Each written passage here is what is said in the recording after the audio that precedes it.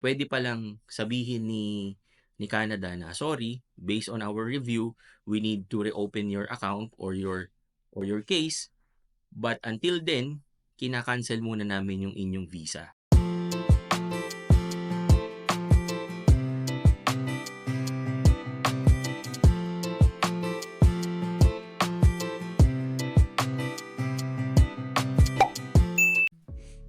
Hello guys, Nardino TV again, and we are back again with another video.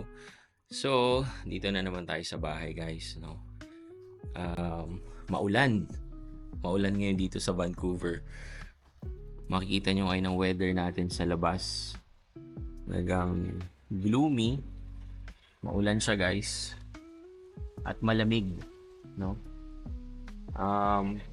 So currently, ang ating temperature is 4 degrees Celsius, no? And feels like 3. So yan ang weather natin ngayon dito sa bahay, no? So nandito lang tayo guys. We are still in vacation mode. Oh. So pero napakabilis lang, no? Kasi patapos na yung 2 weeks ko na vacation leave. So papasok na uli tayo sa Monday, no? Pero bago ang Monday, of course, samantalahin natin na makapag-vlog tayo, no? Sa mga katulad namin guys na immigrants dito sa Canada, ang number one target talaga namin is yung ma-PR, matanggap yung inaasam-asam namin na permanent residency. And I think it goes to all of the immigrants na ang target talaga dito is mag-migrate, no? Pero kasi kung ikaw ay isang international student at ang target mo lang naman dito is mag-aral at pagkatapos ng aral mo is babalik ka ng Philippines, and that is a different story, no? Pero kasi kami, yung family ko na talagang ang purpose namin dito nung nagpunta kami dito is to get the permanent residency, no? So kaya nung nakuha namin yung PR namin last 2023, talagang sobrang saya namin, no? Iba yung saya guys nung na-approve yung aming international student visa at iba rin yung saya nung na-PR kami, no? Kaya yung sa mga nakakatanggap ng PR, talagang ramdam ko guys yung saya nila, no? Lalo na kung nag-apply kayo as a family, no? So talagang iba yung success at yung feeling simula pag-submit nyo ng inyong express entry hanggang sa matanggap nyo yung AOR or yung acknowledgement of receipt hanggang sa matanggap nyo guys yung COPR nyo o yung confirmation of permanent residency, and up to makita nyo na guys yung talagang PR card nyo, iba yung saya nun, iba yung kaba, every stages, no? Kaya guys, yung mga nakikita ko sa social media, naiintindihan ko yung saya nila, no? It's not about bragging about it, but nakaka-proud lang kasi guys, no? Alam natin guys na hindi biro yung pag-a-apply sa Canada. Kaya once na natanggap ng isang immigrant yung inaasam-asam niyang PR, iba talaga yung saya nun. So ngayon guys, meron akong i-share sa inyo na nakita ko sa isang group, no? And this is really a sad story, no? And hindi ko alam kung paano siya nangyari, no?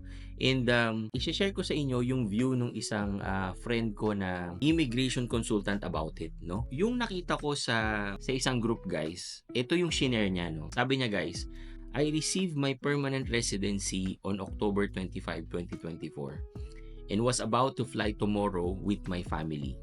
But I just received this message in my GC account today.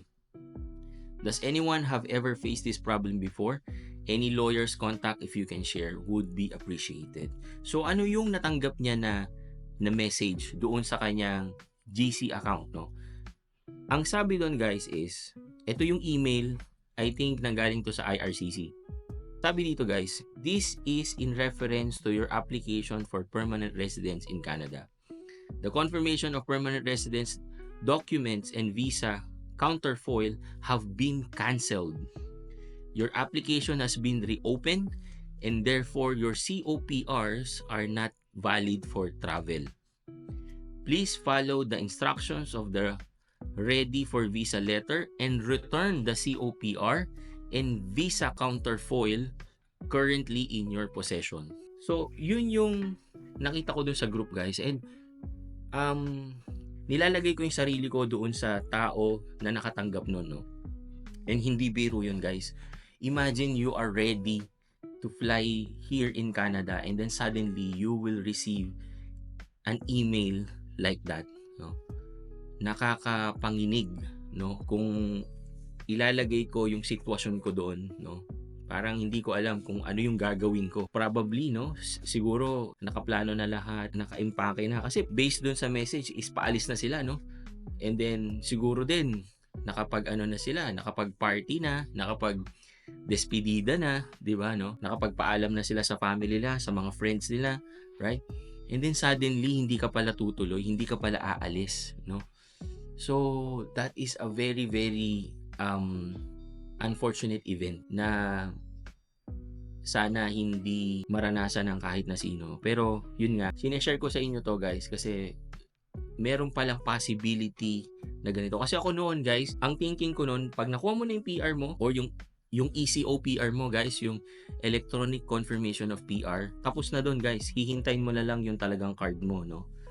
But in this case, ang sabi niya is approve na sila for PR and then naka-receive sila ng email na kina-cancel, no? At i-reopen yung kanilang case or yung kanilang application for PR and then hindi yon valid for travel. And that is a very unfortunate event na pwede mong pagdaanan. Alam mo yung feeling na nag-celebrate ka na kasi PR ka na, no?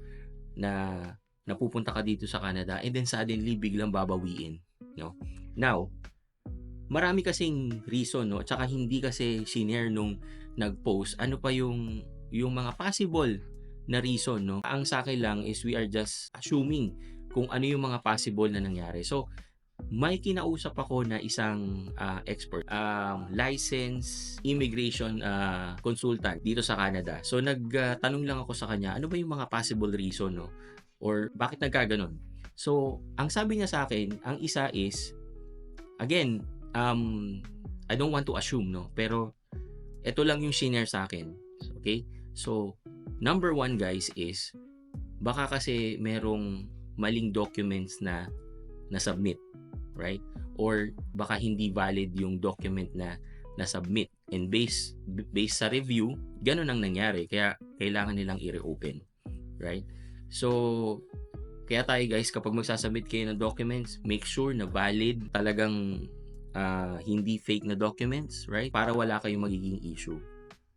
At yung isa pa niyang shinare na sabi niya, possible din kasi na baka hindi na valid yung job offer, right? So kung nakuha niya yung PR niya via job offer daw, possible kasi na pag yun is hindi na naging valid yung job offer for some reason, pwedeng niretract ng company or whatever, right? Hindi ko alam. So, yun lang yung sabi sa akin. Since hindi na valid yung job offer na ginamit niya para magkaroon ng permanent residency, ganun ang nangyari, no?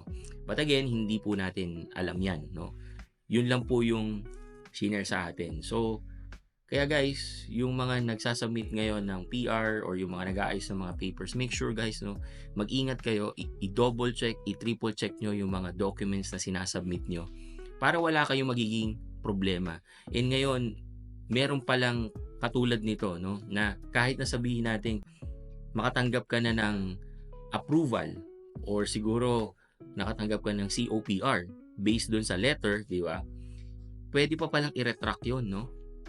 Pwede palang sabihin ni Canada na, sorry, based on our review, we need to reopen your account or your case, but until then, kina-cancel muna namin yung inyong visa, right? So meron palang ganung case. Kaya this video, guys, is to serve as a warning, no, na doon sa mga nagsasubmit ng anything for Canada, like work permit, yung mga visa, PR, no, make sure, guys, na you have the proper documentation, no, bago nyo talagang isubmit yan.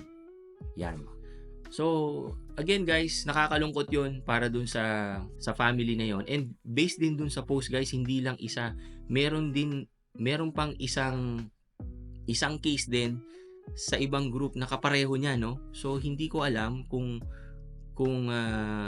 anong nangyayari. And this is another view, no? Kasi meron akong nakita rin na article na naghihigpit ang Canada ngayon doon sa isang particular na ethnicity or lahi, no, which is yung mga nagagaling ng India, no. And yung nag-post kasi based lang dun sa pangalan, again, I was just assuming, guys, hindi ko talaga alam kung taga saan sila, no, kasi hindi naman shinare, no. Pero kasi based dun sa pangalan at sinearch ko rin sa Google kung saan possible nagmula yung pangalan na yon or yung surname na yon, eh nanggaling nga doon sa country na yon, which is sa India. So possible kasi na naghihigpit nga, no, kasi yung parehong dalawang case na yon is parehong galing doon sa lahi na yon, no. So may mga ganyang mga cases ngayon, guys, no. So I just want you guys to be aware of this kind of things, no. Yan. So yan yung nakita ko sa group, no. In particular po doon sa application ng PR nila. So mag-ingat po tayo, guys, no. Maging maingat tayo, huwag tayong papakasigurado lalo na sa mga submission ng mga documentation natin sa pag-apply natin dito sa Canada. Huwag tayong magmadali, no? Sabi nga natin, i-double check, i-triple check, no? And then again, kung kaya nyo, guys, no, mag-consult kayo sa expert para hindi na kayo magkakaroon ng problemang katulad nito. At least merong another expert na talagang titingin ng mga papel nyo bago nyo i-click yung submit, no? Or bago nyo i-submit. Kasi, guys, pag nagka-problema yung papel nyo, right? The moment na nag-submit kayo, hindi naman agad yan mare-review, di ba? And then pag na-review at may nakitang kulang or merong nakitang pagkakamali doon sa documentation or kung paano nyo sinubmit yung inyong application, imagine, ibabalik yan sa inyo, guys, and then isasubmit nyo na naman. That's another waiting game na naman, guys, no. So I rather consult an expert na meron talagang titingin ng mga isasubmit ko bago ko talaga isubmit sa IRCC para talagang wala akong problema. Okay? So yun lang naman, guys, yung pwede kong ma-advise sa inyo with regards doon sa submission ng mga papers na katulad nito para sa inyong visa application. Okay? So yun lang, guys. Thank you again for watching and see you again on my next video. Peace!